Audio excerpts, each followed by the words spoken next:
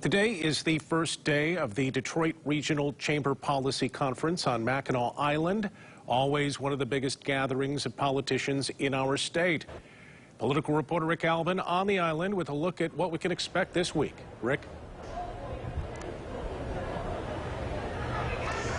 Brian, this whole conference has been derailed since 2019. No meeting in 2020.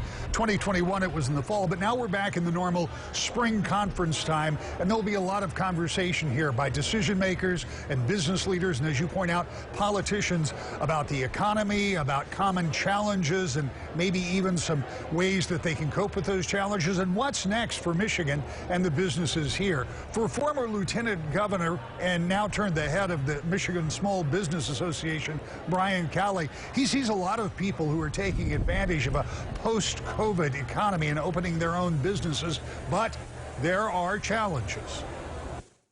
As a response to just the uncertainty and the in this newfound understanding, life is short and now is the time to go out there and take a chance and make something happen.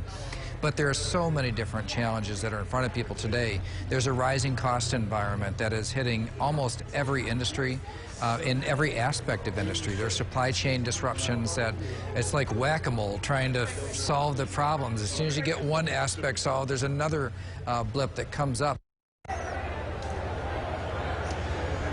The conference will feature a number of high-profile speakers, including Governor Gretchen Whitmer, U.S. Transportation Secretary Pete Buttigieg, and others, talking about what's next for the economy and what's next for Michigan.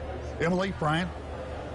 All right, Rick, you know, it's not lost on anybody that the conference is happening just days now after the Republican gubernatorial field was cut in half. What is the talk up there about that process? And when are we going to hear from those remaining candidates, Rick?